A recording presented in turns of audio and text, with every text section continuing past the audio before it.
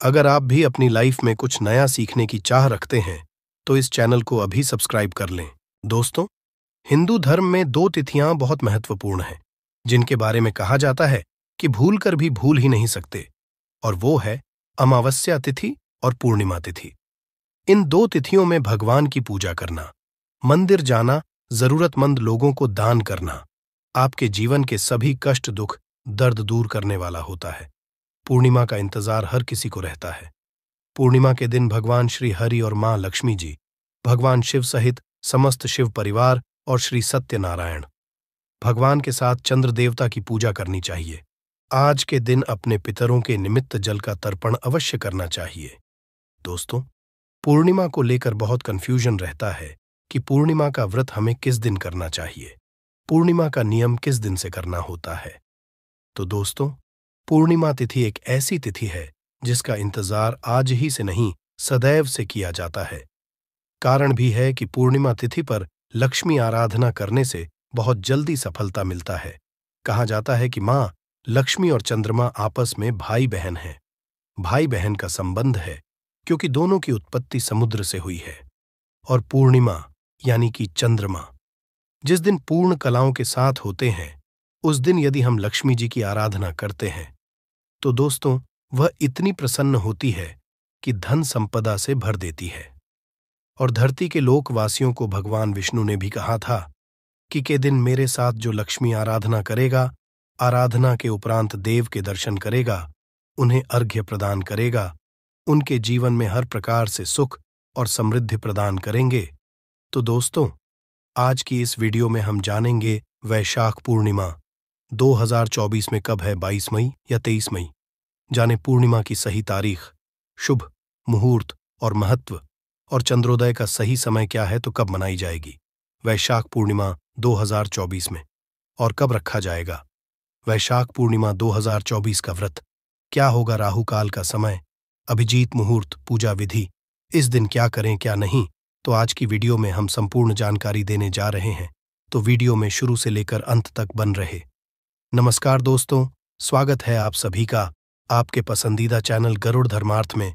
दोस्तों, वीडियो को शुरू करने से पहले एक बार कमेंट जय श्री हरि विष्णु अवश्य लिखे और वीडियो को लाइक करके हमारे चैनल को सब्सक्राइब कर दें और बेल आइकॉन का बटन अवश्य ही दबा दें। वैशाख मास के शुक्ल पक्ष की पूर्णिमा तिथि वैशाख पूर्णिमा होती है। इस दिन पूर्णिमा का उपवास रखा जाता है, स्नान और दान किया जाता है। इस दिन लोग अपने घरों में श्री सत्यनारायण भगवान की कथा का आयोजन करते हैं, पूजा पाठ करते हैं। इस बार वैशाख व्रत और स्नान दान एक ही दिन है। वैशाख पूर्णिमा को सत्य विनायक पूर्णिमा भी कहा जाता है। इसे महात्मा बुद्ध की जयंती यानी बुद्ध पूर्णिमा के तौर पर भी मनाया जाता है। वैशाख पूर्णिमा के दिन भगवान बुद्ध का भी जन्म हुआ था, इसलिए इस तिथि को बुद्ध पूर्णिमा के नाम से भी जाना जाता है। इस दिन धार्मिक कार्य और दान आदि का काफी महत्व होता है। वैशाख पूर्णिमा के दिन सत्यविनायक की पूजा के साथ ही धर्मराज की पूजा करने की भी मान्यता है। माना जाता है कि इससे धर्मराज प्रसन्न होते हैं और व्रती को अकाल मृत्यु का भय नहीं रहता। इतना ही नहीं, इस व्रत के प्रभाव से दरिद्रता दूर होती है। मान्यता है कि भगवान श्री कृष्णा ने भी अपने मित्र सुदामा को उनकी दरिद्रता दूर करने के लिए इस व्रत को करने को कहा था। व्रत के प्रभाव से ही सुदामा की दरिद्रता दूर हुई। वैशाख पूर्णिमा के दिन गंगा स्नान का खास महत्व। यदि गंगा जी में बहुत से भक्त हैं जो कि वैशाख मास के स्नान करते हैं, कई भक्त हैं जो कि नहीं कर पाते हैं, क्योंकि लेकिन सबकी अपनी अपनी दृष्टि है, अपनी जिम्मेदारियां हैं। बहुत से भक्त हैं जो कि समय नहीं निकाल पाते हैं वैशाख मास के खास स्नान दान इत्यादि के लिए। तो ऐसे में कहा गया है कि यदि आप पूर्णिमा तिथि के दिन या फिर जो अंतिम 3 तिथियां होती हैं से लेकर पूर्णिमा तिथि तक, इन 3 दिनों में स्नान दान इत्यादि करते हैं तो इससे आपको पूरे वैशाख मास का फल मिल जाता है।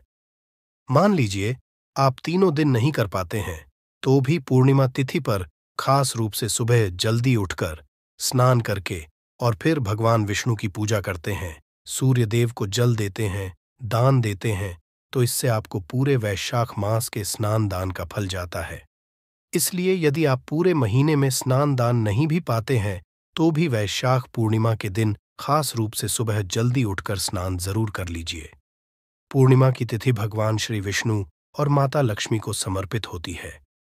इस दिन विधि विधान से लक्ष्मी नारायण की आराधना करने से शास्त्रों में कहा गया है कि समस्त प्रकार के पाप समाप्त हो जाते हैं, समस्त प्रकार की कामनाएं पूर्ण हो जाती हैं और भगवान श्री विष्णु की असीम कृपा भी प्राप्त होती है। माता लक्ष्मी का और श्री हरि विष्णु का स्थिर वास हो जाता है।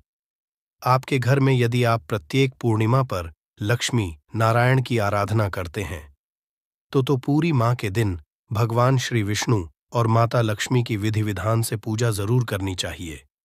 इसके अलावा भगवान सत्य नारायण की पूजा पूर्णिमा तिथि पर करने से किसी भी प्रकार की इच्छा हो पूरी हो जाती है। वो तो कथा में वर्णित है कि जिस भी कामना से सत्यनारायण की हम कथा करते हैं, पूजा करते हैं, हमारी वह समस्त कामनाएं सत्यनारायण अवश्य पूरा करते हैं।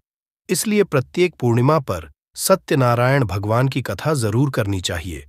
बहुत से भक्त हैं जो कि ब्राह्मण बुलाकर और विधि विधान से पूजा करके भगवान सत्यनारायण की कथा करवाते हैं, लेकिन सबके लिए ऐसा संभव नहीं हो पाता है। ऐसे में आप स्वयं भगवान सत्यनारायण की पूजा अपने घर में कर सकते हैं और सत्यनारायण की कथा पढ़ सकते हैं, चाहे तो मोबाइल पर भी सुन सकते हैं। इस चैनल पर भी प्रत्येक पूर्णिमा को सत्यनारायण की कथा की वीडियो अपलोड होती है। आप चाहे तो यहां से भी सुन सकते हैं। वैशाख मास की पूर्णिमा परम पवित्र मानी जाती है, क्योंकि इस तिथि को भगवान बुद्धा की जयंती मनाई जाती है। इसलिए मास की पूर्णिमा को बुद्ध पूर्णिमा कहा जाता है और भगवान गौतम के जन्म उत्सव के रूप में मनाया जाता है। और जो भक्त वैशाख मास में स्नान करते हैं, दान करते हैं या कोई भी नियम पालन कर रहे हैं, तो पूर्णिमा तिथि उनके लिए समापन का दिन होगा। इस दिन आप अपने नियम का समापन कर सकते हैं। और अब बात करें कि पूर्णिमा तिथि कब है, तो देखिए, आइए जानते हैं कि वैशाख पूर्णिमा का व्रत इस बार कब रखा जाएगा और पूजा का शुभ मुहूर्त कब रहेगा। पूर्णिमा तिथि के दिन चंद्रदेव की पूजा की जाती है, तभी उपवास पूरा होता है। तो चंद्रोदय का समय उस दिन क्या रहेगा। लेकिन दोस्तों, अभी तक आपने वीडियो को लाइक नहीं किया है तो वीडियो को लाइक करके चैनल को सब्सक्राइब अवश्य कर दें। और हाँ, पास वाले बेल आइकॉन का बटन दबाना बिल्कुल भी ना भूलें।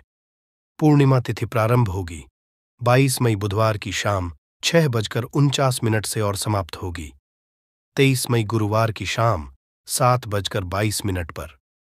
ऐसे में इस बार 23 मई गुरुवार के दिन ही पूर्णिमा का दान और व्रत किया जाएगा। श्री सत्यनारायण भगवान की कथा का पाठ और व्रत भी इसी दिन किया जाएगा। पहले जाने मुहूर्त के बारे में, 23 मई गुरुवार को सूर्योदय होगा, सुबह 5:46 पर सूर्यास्त होगा, शाम 7 बजे। ब्रह्म मुहूर्त सुबह 4:10 से 4:58 तक रहेगा। अभिजीत मुहूर्त का समय सुबह 11:57 से 12:50 तक रहेगा। अभिजीत मुहूर्त में श्री सत्यनारायण भगवान की पूजा या कथा का पाठ करना उत्तम रहता है और स्नान के लिए सुबह ब्रह्म मुहूर्त का समय उत्तम माना जाता है। इस बार की वैशाख पूर्णिमा सर्वार्थ सिद्धि योग में है। उस दिन सर्वार्थ सिद्धि योग सुबह 9:15 से शुरू होकर अलग ही दिन 24 मई को सुबह 5:26 तक है। दिन पर इघ योग सुबह से दोपहर 12:12 तक है और उसके बाद से शिव योग है राहु काल। दोपहर 1:30 बजे से 3 बजे तक रहेगा। राहु काल के समय में कोई भी शुभ या नया काम नहीं करना चाहिए, क्योंकि इस मुहूर्त को अशुभ मुहूर्त में गिना जाता है। पूर्णिमा तिथि के दिन चंद्रोदय होगा शाम 5:05 पर। शाम को चंद्र देवता की पूजा इस समय के बाद से आप कभी भी कर सकते हैं और अर्घ्य देकर अपना उपवास खोल सकते। व्रत रखने वाले भक्तों को सुबह देर तक नहीं सोना चाहिए। जहां तक हो सके ब्रह्म मुहूर्त में उठकर ही स्नान आदि से निवृत्त होकर सूर्य देवता को जल अर्पित करके फिर पूजा करनी चाहिए। पूर्णिमा व्रत की कथा अवश्य ही पढ़नी और सुननी चाहिए और दिन भर उपवास रखना चाहिए। शाम को चंद्रोदय होने पर चंद्र देवता को जल का अर्घ्य देकर और धूप दीप दिखाकर आरती करने के बाद खीर का भोग उसी खीर को प्रसाद रूप में ग्रहण करके अपना उपवास खोलना चाहिए। आज के दिन सफेद रंग की वस्तुओं का ज्यादा से ज्यादा प्रयोग और दान करना चाहिए। घर में लहसुन, प्याज का या मांसाहार का सेवन नहीं करना चाहिए। नाखून, बाल इत्यादि न काटे और दीपदान जरूर करें। पूर्णिमा के दिन किए गए दीपदान से भक्तों की सभी पाप कट जाते हैं और अंत में मोक्ष की प्राप्ति होती है। दीपदान आप अपने आसपास मंदिर में पवित्र वृक्षों के तुलसी जी के पौधे में कर सकते हैं। ध्यान रखें कि भगवान विष्णु को आप जो भी भोग लगाए साथ में तुलसी जी पत्ते जरूर रखें, लेकिन पूर्णिमा के दिन तुलसी के पत्ते नहीं तोड़ने चाहिए। इसीलिए एक दिन पहले ही तुलसी के पत्ते भी तोड़कर रख लेने चाहिए। जिन लोगों की कुंडली में चंद्रदोष हो, मन अशांत रहता हो, बहुत ज्यादा मानसिक तनाव रहता हो, ऐसे लोगों को चंद्र देवता की पूजा अवश्य करनी चाहिए। तो सबसे पहले पूर्णिमा वाले दिन आप जल्दी जग जाइए, स्नान करिए और आप अपने घर के मुख्य द्वार पर हल्दी युक्त जल से आप थोड़ा सा छिड़काव जरूर करिएगा। आप हल्दी ले लीजिएगा, थोड़ा सा जल में डालिए, मुख्य द्वार को साफ कर लीजिएगा। आप जल के छींटे मार दीजिएगा। घर में जो पूजा पाठ करना है कर लें। पीले चावल में थोड़ा सा हल्दी डाल करके आप पक्षियों को पीले चावल दीजिएगा। गौ माता को बेसन से जुड़ा हुआ भी पकवान, बेसन से बनी हुई रोटी या बेसन से बना हुआ हलवा आप गौ माता को खिलाइए। बहुत बड़े दुहक, तकलीफ और कष्ट दूर हो जाते हैं। दोस्तों, आज भगवान सत्यनारायण की कथा घर में करना और सुनना दोनों ही बहुत लाभप्रद होता है। तो सत्यनारायण भगवान की कथा यदि आप घर में नहीं कर पाते हैं तो आप जो पूजा होती सामान्य भगवान विष्णु जी और लक्ष्मी जी की, वो आप जरूर सुनिएगा। दोस्तों, आपको बता दूं कि कलयुग में हर कामनाओं की पूर्ति के लिए सत्यनारायण की कथा कराई जाती है।